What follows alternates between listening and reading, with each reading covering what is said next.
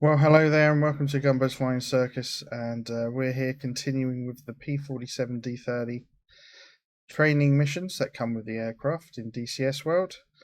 And we just finished the run-up checks, and so the next one in the missions is the taxi and takeoff lesson. So I'm going to have a go at this, see how we get on with the taxi and takeoff. Should be interesting. Looking forward to hearing those engine noises going up and up and up. So yeah, let's get into it. In the first 3 lessons, we looked over the aircraft, started it up, and made sure it was operating properly. Now it's time to take it out to the runway and get into the air. The main task in this next series of lessons is to keep the aircraft under control. Remember, go at your own pace, fly the aircraft, get comfortable, then move on to the next step. Nothing here is time sensitive. We're starting this lesson with the brakes released and wheel chocks removed, so confirm your throttle is pulled all the way back. Set the parking brake if you would like, but we'll be moving very shortly. Press spacebar when you're ready to get started.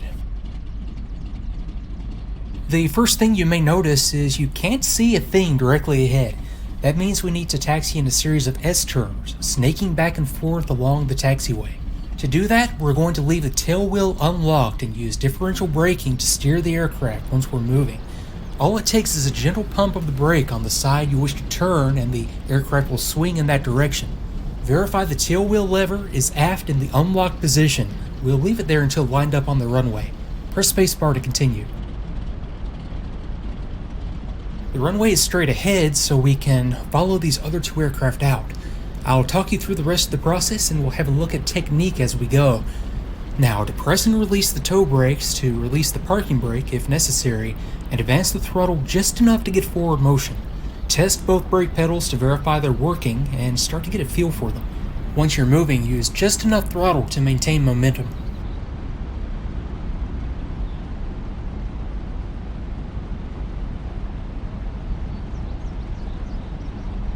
You're clear straight ahead, but be sure to check your path using S-turns along the way. Your focus shouldn't be on your current path. Clear the area visually to either side, then taxi in that direction. You can think of the differential braking as a balancing act. If you swing too far in one direction too fast, you can spin out of control. The key is to keep your forward speed under control and use the gentlest pumping of the brakes possible to turn the aircraft. Try to stop any big turns that develop in one direction or another before it becomes a problem.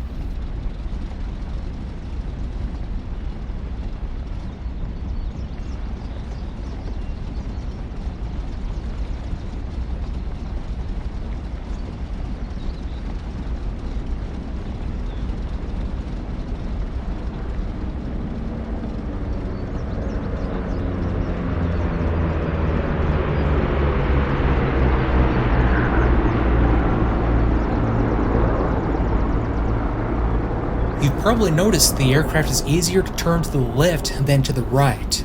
The spinning propeller creates a gyroscopic force that will naturally pull you to the left.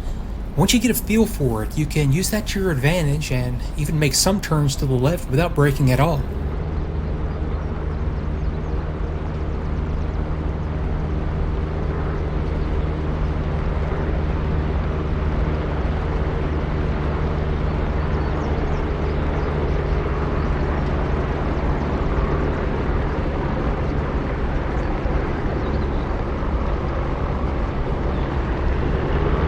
Your main landing gear are set very wide apart, so the P-47 will be very stable on takeoff and landing. During taxi, you can judge their position by looking at the inboard guns on the wings. The main gear wheels will be directly below them. This can be good to know on narrow taxiways or tight turns where you need to know how far you can go from the center line.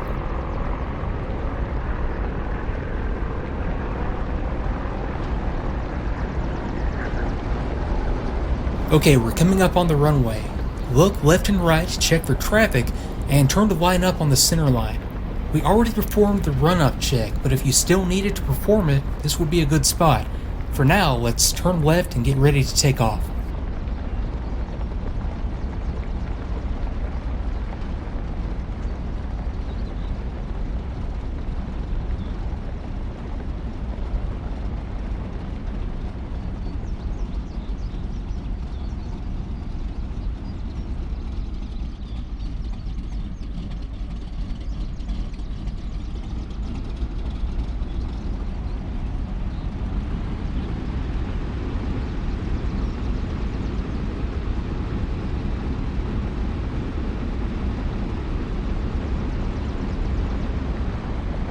Now line up with the runway and roll straight ahead a little to align the tail wheel.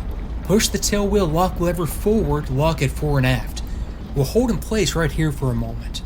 Press spacebar to continue.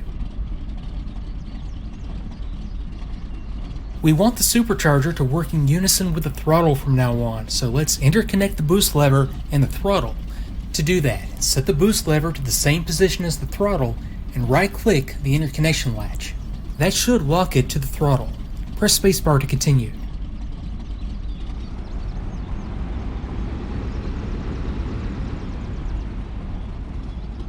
This is the very last chance to catch items that were missed before, so let's verify the items that could cause serious problems before committing to the takeoff roll. Let's check for trim tabs set for takeoff in the neutral or takeoff position, mixture auto rich, prop control box breaker in and switch to automatic, prop lever full forward, fuel selector, main tank, flaps up, cowl flaps open, and canopy open. Press spacebar to continue.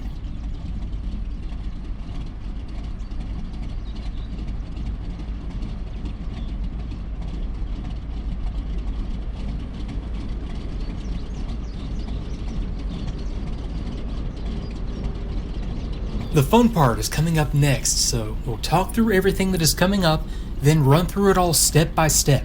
First, we'll hold the brakes and run the engine up to 30 inches of mercury manifold pressure. The ammeter should show a charge from the generator, and engine instruments should read normal.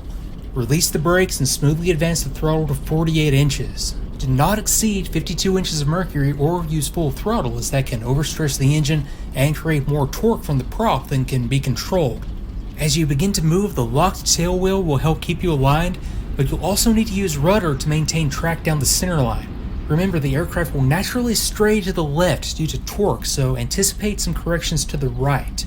The aircraft will also tend to weather vane into the direction a crosswind is coming from, so be sure to check the weather and windsock at the end of the runway so you know which direction you can expect to correct into.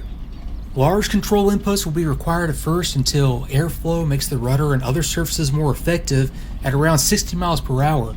After that, small, gentle inputs will be needed. Don't let that transition catch you by surprise, or you could end up over-controlling the aircraft. The aircraft will lift off from a 3-point attitude at about 100 miles per hour, but that's a little too close to the stall speed. We want to allow the tailwheel to come up just off the runway, then fly the aircraft off at about 110 miles per hour. At that point, above all, fly the aircraft. Then we'll get the aircraft cleaned up for the climb. Once we have a positive rate of climb established with everything under control, we'll raise the landing gear. When you're ready, press spacebar to continue and we'll give this a shot.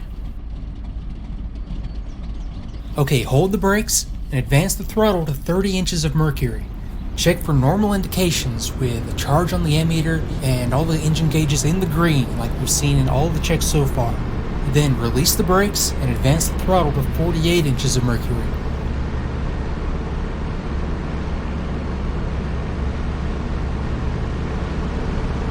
Use rudder to maintain alignment and stick to maintain wings level. Think smooth but decisive.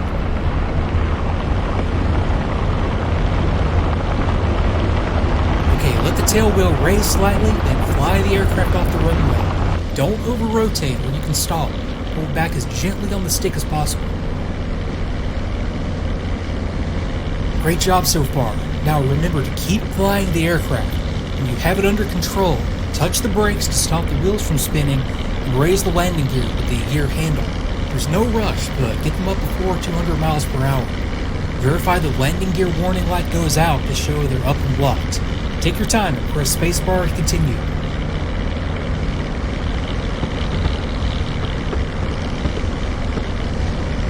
Let's reduce throttle some, then pull the prop lever back to 2250 RPM. This gives us the best climb performance consistent with engine health. Then set the throttle to 42.5 inches of mercury for the climb. Press spacebar to continue.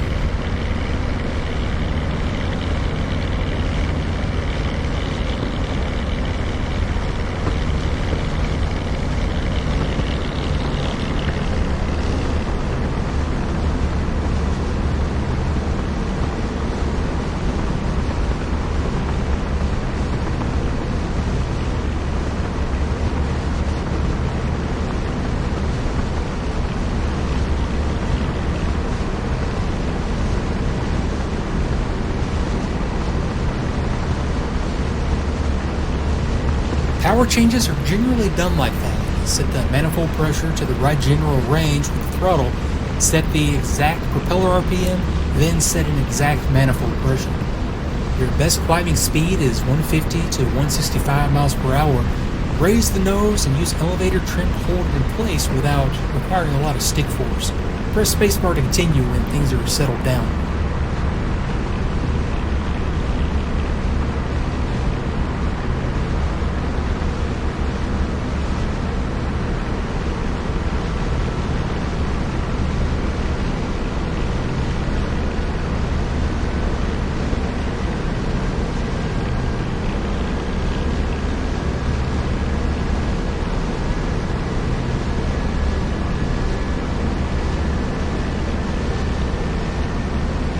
Last, we need to start managing engine temperatures very soon after takeoff. If the air filter was used, set it back to off as soon as you're at a dust-free altitude to prevent carburetor air overheat. Check the cylinder head temperature frequently for less than 260 degrees. This will be the easiest item to overheat. This is managed by opening and closing the cowl flaps, so keep the cowl flaps open on the climb if cooling is needed. Increase speed if that's not enough to keep them cool. Otherwise, you can close the cowl flaps at any time to reduce drag and help with the climb performance. Check that oil temperature is below 95 degrees and carburetor air temperature is below 35 degrees. Open or close the oil and intercooler shutters to manage temperatures if required. Press spacebar to continue. If you've made it this far, you're doing quite well. It may not have been pretty, but finesse will come with time. We will pick up in the next lesson with aircraft handling. We will fly the aircraft some, look at dive recovery, and learn how to identify a stall. This will help us out later when we need to fly the aircraft on the landing approach. For now, feel free to continue on your own. You can press escape at any time to end the lesson.